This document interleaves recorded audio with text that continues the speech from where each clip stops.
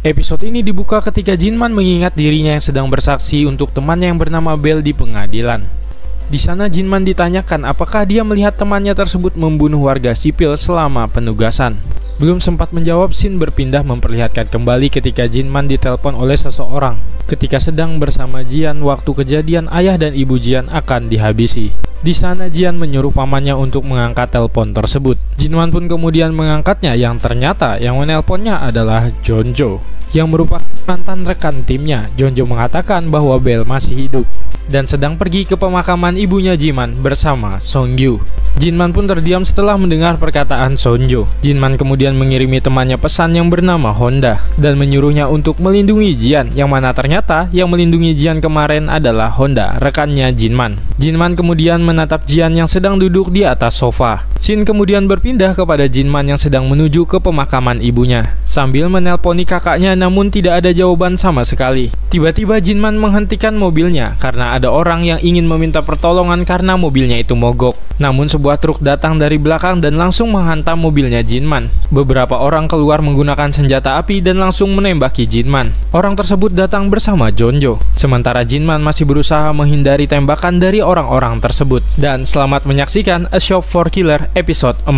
Scene kembali ketika para pembunuh bayaran mencoba mengejar Dian masuk ke dalam gudang. Qin dan pasukannya mengendap-endap berusaha mencari keberadaan Min-hee. Tiba-tiba lampu di dalam gudang tersebut mati. Mereka pun berusaha bersembunyi, namun salah satu pembunuh bayaran tersebut menyalakan senternya dan ia pun tertembak oleh Min-hee. Dengan menggunakan snipernya, Min-hee hampir saja mengenai si Kim botak namun meleset. Kim kemudian menyuruh pasukannya untuk menembaki lantai 2 tempat persembunyian Min-hee. Namun Min-hee dengan cerdiknya sudah turun dari sana. Songgyu tiba-tiba menghubungi Kim dari HT, namun ia langsung mematikannya. Di sisi lain, Min-hee dengan lincahnya membunuh para pembunuh bayaran tersebut satu persatu.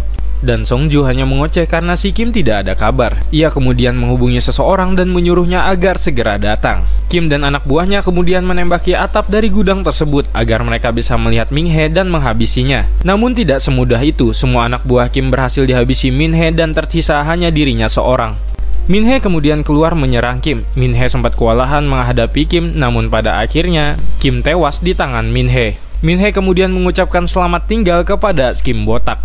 Beralih ke dalam gudang, Mar the Help Brother masih menodongkan pistolnya kepada Jongmin. Ia kemudian menyuruh Jian untuk memborgol Jongmin. Jongmin kaget bagaimana bisa ia mengenal Jongmin. Jian kemudian berpura-pura akan memborgol Jongmin, namun tiba-tiba ia menyerang Brother dan berhasil membuatnya pingsan. Jian kemudian membuka topeng Brother. Tiba-tiba Jian kemudian mengingat di saat dia sedang berada di sebuah wahana bersama seorang pria. Pria tersebut bernama Jun Meon. Setelah itu mereka pulang menaiki motor. Sepertinya Jian dan Jun saling menyukai. Mereka pun sampai di rumah pamannya Jian. Ketika Jian akan masuk, Jun mencoba akan menciumnya. Namun tiba-tiba Jinman membuka pintu gerbang yang membuat Jian kaget. Pasin tiba-tiba sudah berada di atas motor Jun dan mengatakan peredam knalpotnya bocor. Jian kemudian langsung memperkenalkan pamannya kepada Jun Meon saat itu juga. Dengan perasaan yang masih canggung, Jinman pun seketika memarahi Jun dan meminta SIM-nya. Pasin seketika menenangkan suasana dan menyuruh Jian untuk masuk. Namun Jun mengatakan dia tidak membawa SIM-nya pada saat itu. Ia pun langsung pulang pamit kepada Jian. Namun seketika Pasin mengatakan ia harus ikut dengannya. Jinman kemudian masuk dan mengatakan bahwa Jun tidak membungkuk saat memberikannya hormat. Hal itu membuat Jian agak sedikit kesal dengan pamannya. Scene kemudian berpindah saat Jian sedang bekerja di sebuah restoran. Sementara anak-anak sekolah yang sepertinya teman-teman Jian sedang membicarakannya. Ternyata mereka adalah anak-anak yang sering membuli Jian ketika kecil dulu. Jun Meon kemudian mampir ke restoran tersebut. Seketika Jian yang melihatnya pun tersenyum. Tetapi Jun malah pergi dari sana bersama temannya. Jian yang melihat tingkah Jun yang berubah merasa sedih dengan hal itu. Ketika pulang, Jian langsung mematikan TV dan menghampiri pamannya yang sedang makan. Ia menanyakan kenapa pamannya bersikap dingin kepada Min-suk yang membuatnya kehilangan teman satu-satunya dulu. Jian kemudian bertanya mengapa ketika Min-suk main ke rumahnya ketika masih SD, Jinman menatap Min-suk selama 10 menit. Dan juga ketika Jian sedang bercanda dengan tutor belajarnya, pamannya juga melakukan hal yang demikian. Jinman menjawab bahwa dulu Min-suk untuk telah mencuri jam tangannya, dan dia menatapnya selama itu untuk memastikannya. Ternyata benar, Min-suk mengembalikannya lalu meminta maaf kepada Jinman. Sementara tutor belajarnya Jian adalah orang yang cabul, karena seminggu setelah itu dia ditangkap dan Jinman berpikir dia akan melakukan hal yang sama kepada Jian. Lalu Jian bertanya, bagaimana dengan Jun? Apa salahnya? Kata Jian. Jinman menjawab bahwa anak SMA tidak seharusnya menaiki motor dan dia juga bau rokok. Mendengar itu, Jian jadi kesal. Jian kemudian memberitahukan kepada pamannya bahwa dia akan pindah dari sana. Oleh karena itulah dia bekerja paruh waktu selama ini. Jian merasa kalau selama ini pamannya telah mengurungnya karena membatasinya selama ini. Jinman terdiam mendengar perkataan Jian. Jian mengatakan kenapa pamannya selalu ikut campur dalam kehidupannya, dan Jian ingin hidup normal seperti teman-temannya yang lain.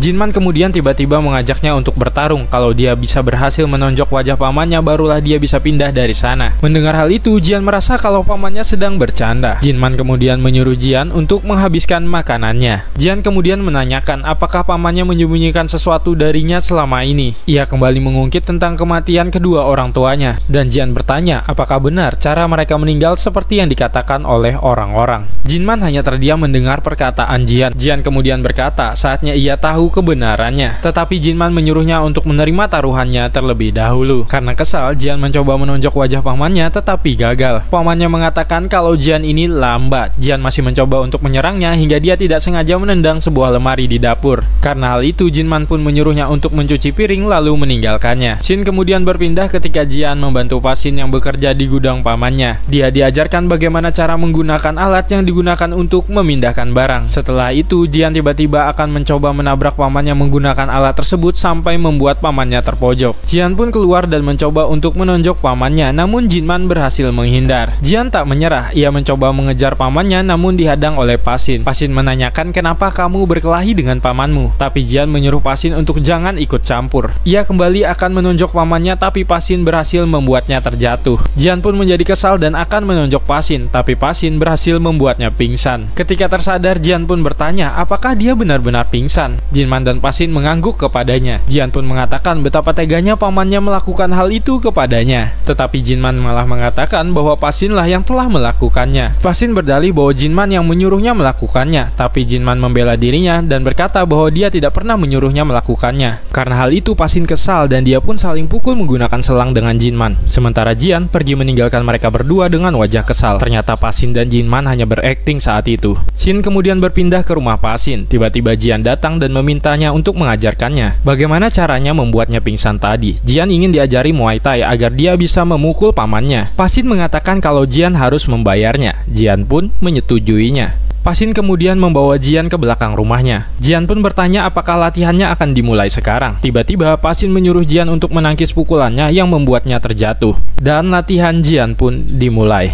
Jian berlatih dengan sangat giat, bahkan saat dia bekerja dengan sempatnya dia melatih gerakannya. Ia berlatih setiap malam dan membayar uang yang telah ia janjikan kepada Pasin. Ketika pulang, ia diam-diam mencoba memukul pamannya yang sedang menonton TV, tetapi Jinman berhasil menghindar. Ia berlari setiap hari menuju rumah Pasin untuk berlatih. Setiap ada kesempatan, ia mencoba untuk memukul pamannya tetapi selalu saja gagal. Karena setiap hari ke rumah Pasin, ia jadi akrab dengan pelanggan yang selalu saja belanja ke restoran Pasin. Hingga pada suatu hari ketika Jian ingin pulang, dia tidak sengaja ditabrak oleh teman sekolahnya. Jian kemudian melihat temannya yang bernama Min-suk yang sedang digoda oleh beberapa orang pria. Bukannya kabur, Jian malah menghajar orang-orang yang telah mengganggu Min-suk. Salah satu dari mereka menodongkan pisau kepada Jian. Untungnya, pamannya datang tepat waktu dan menghajar orang itu. Tetapi, tangan Jinman tergores oleh pisau tersebut. Tiba-tiba polisi datang yang membuat 3 orang itu kabur dari sana. Setelah itu, Jian dan pamannya pulang. Di perjalanan, pamannya menasehati Jian. Meskipun dia sudah menjadi lebih kuat karena sudah dilatih oleh Pasim, tapi ketika berhadapan dengan orang yang membawa pisau, lebih baik Jian lari saja. Jian malah diminta agar diantar ke rumah Pasin. Tapi sesampainya di sana, Jian malah melihat banyak sekali orang berkumpul dan juga polisi.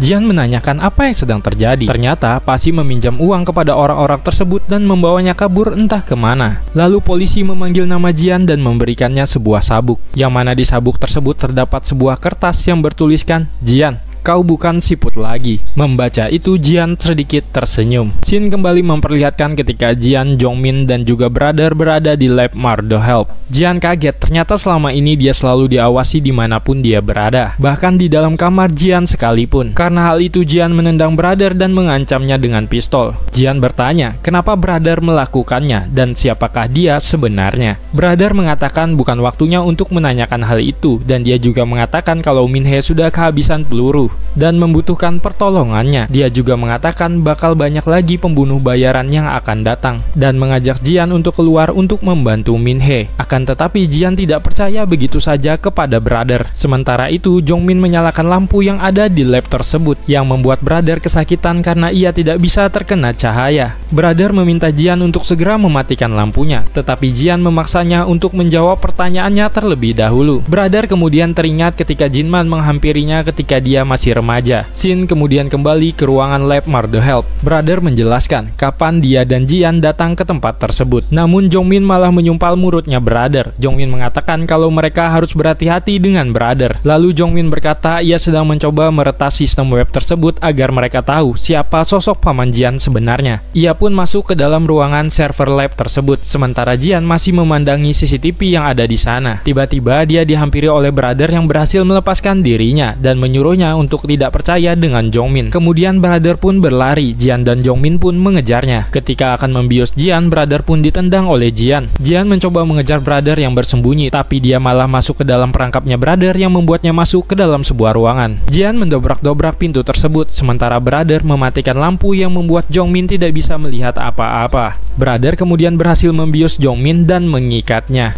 Lalu Brother mencoba berbicara dengan Jian melalui sebuah komputer. Brother menyuruh Jian untuk mengambil sebuah buku di dalam laci meja. Di sana, Brother menjelaskan tentang pemindahan kepemilikan lab Mardo Help dari Jinman kepada Jian, dikarenakan pamannya itu sudah meninggal. Brother kemudian menanyakan apakah Jian bersedia menerima pemindahan tersebut. Jian kemudian mengatakan setuju, dan apakah Brother benar-benar akan mematuhinya, tanya Jian. Setelah itu, Jian meminta agar Brother mengeluarkannya dari sana. Jian pun akhirnya dikeluarkan dari ruangan tersebut. Setelah itu, Brother menjelaskan bahwa Jinmanlah yang telah merencanakan ini semua, karena ia tahu bahwa suatu saat Mardo Help pasti akan diserang. Jian kemudian tiba-tiba mengambil pistol yang dibawa oleh Brother dan menyuruhnya untuk melepaskan Jongmin. Brother pun melepaskan Jongmin dan Jongmin langsung memukul Brother. Karena hal itu, Jian malah menodongkan pistolnya kepada Jongmin dan menyuruh Jongmin berhenti untuk melakukannya. Brother tampak bangkit dan langsung mengikat leher Jongmin. Di sana, Jian benar-benar bingung siapakah yang harus dia percaya. Jongmin terus meyakinkan Jian bahwa dia tidak seperti apa yang dikatakan oleh Brother. Brother mengatakan bahwa pamannya mati ketika Jongmin mendatanginya. Ia kemudian menyuruh Jian untuk membuka sebuah file rekaman yang ada di dalam komputer. Sementara Jongmin masih berusaha lepas dari ikatan Brother. Ketika akan membuka file rekaman tersebut, Jongmin berteriak kepada Jian agar dia tidak membukanya. Jongmin terus mempengaruhi Jian agar dia mempercayainya. Dia juga mengatakan bahwa dialah yang menolong membantu memanggil pamannya Jian ketika Jian dikurung di gudang sekolahan. Jian berpikir keras dan menjadi semakin bingung siapakah yang harus dia percaya. Jian kemudian menodongkan pistolnya kepada Brother dan menyuruh Brother untuk segera menolong Min-hee yang sedang terluka. Brother pun menuruti perkataan Jian dan melepaskan ikatan Jongmin. Namun sebelum pergi, Brother memberikan sebuah kacamata kepada Jian. Ia kemudian menyuruh Jian jangan keluar dari lab tersebut apapun kondisinya. Setelah sampai di atas, Brother bertemu dengan Min-hee dan mengatakan, "Halo, lama kita tidak bertemu." Kembali lagi ke dalam lab, Jongmin memeluk Jian dan berterima kasih telah mempercayainya. Namun tiba-tiba ia menyuntikkan bius kepada Jian yang seketika membuat Jian tidak sadarkan diri. Dan Jongmin langsung mengambil alih semua komputer itu di sana. Sebelum benar-benar pingsan, Jian bertanya kepada Jongmin, siapakah Jongmin ini sebenarnya? Jongmin hanya tersenyum melihat Jian.